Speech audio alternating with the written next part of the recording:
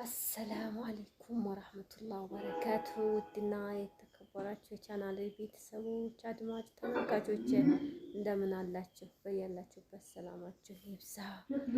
ዛሬ ጁምአውን እንግዲህ ብቅ ብያለሁ ማለት ነው። ቪዲዮውን እስኪ ላይክ አርጉት ማለት ነው።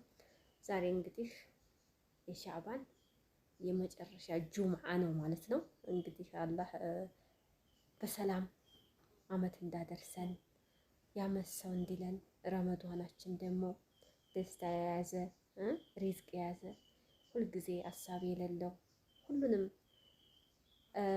በደንብ ጾመነው ደስተኛ ሆነን የምናልፈው ረመዷን ያርገው ማለት ነው።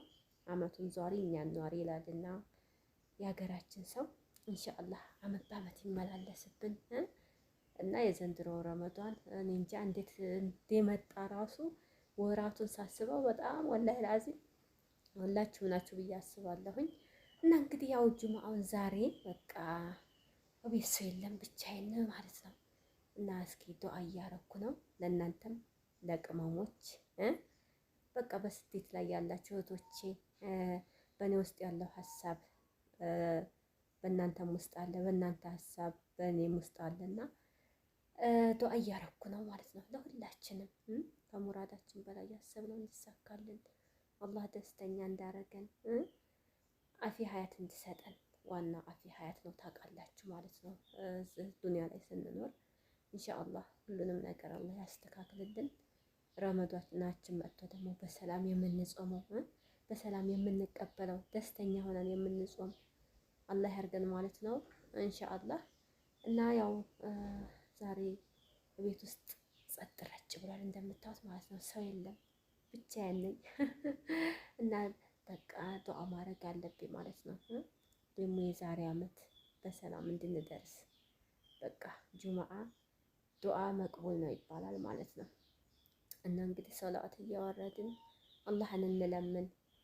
ቅመሞች አደራ እምላችሁ ስደት ላይ ሆናችሁ በደንብ ዱአ አድርጉ ማለት ነው። በደንብ ዱአችሁን እንዳታሳንሱት። አንዳንድ ጊዜ የኛ ቀልብያ ትንሽ ስለሆነች ዱአ ስናደርግ በዛችሁ ያሰብናትን ነገር ብቻ ነው በውስጣችን ዱአ የምናደርገው ማለት ነው። ግን አላህ አይቸግረውም፣ ሞልቶታል። ሰፋ አድርጉት ንያችሁን ማለት ነው። እና አላህ ሁሉንም ነገር ያሳካልን፣ አላህ ያስደስተን። በቃ እኛ ቁመን የምንጠቅም ያርገን ማለት ነው። ያው እኛ ደህና ስንሆን ነው አይደለ ለሰው የምንጠቅመው ከራሳችን አልፈን እና ሁሉንም አላህ ያሳካልን። ሀባይቦቼ መጣልን ታላቁ ወር ማለት ነው። ታላቁ ወር መጥቶልናል። የሚያስደስት ነገር ነው። ሰው አመት ደርሶ ይህንን ረመዷን በሰላም የጾመ ሰው አልሐምዱሊላህ ረቢል ዓለሚን እንኳን አመት አደረስከኝ ብሎ አላህን ማመስገን አለበት ማለት ነው።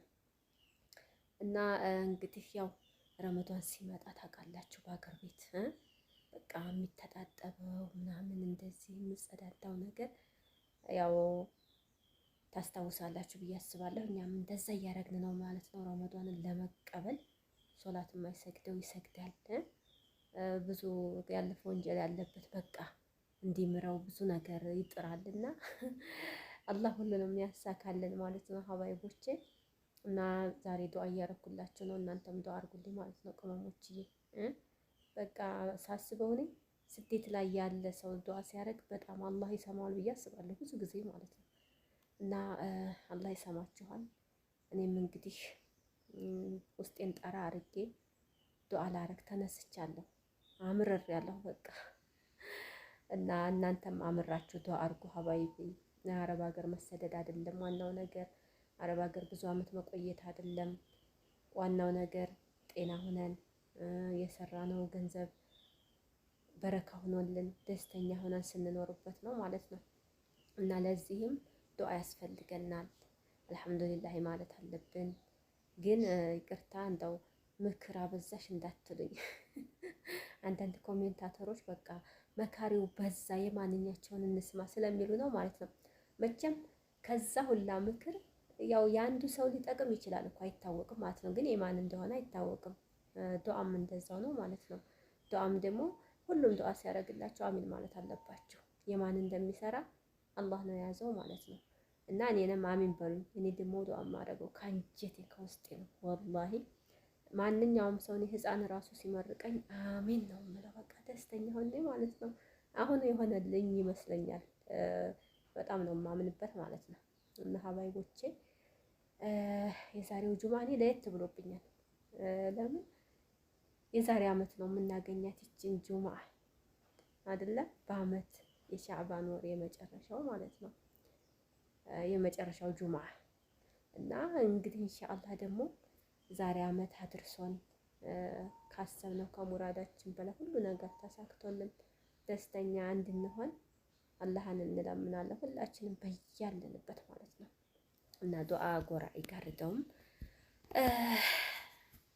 ይሄን ካልኳችሁ ይበቃችኋል፣ ወሬ እንዳላበዛባችሁ ማለት ነው። እና የምሰራቸው ቪዲዮዎች አብዛኛዎቻችሁ ተመችቷችኋል፣ ደስተኛ ናችሁ። በቃ ላይክ እያደረጋችሁኝ ነው።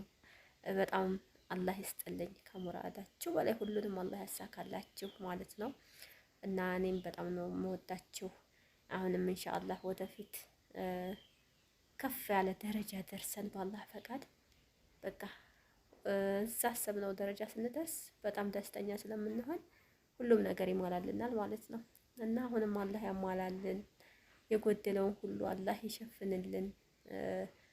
የጁማአን በረካ በቃ የሀያት በረካ የማዲ በረካ አላህ እንዲሰጠን ዱዓ አድርጉበት ማለት ነው።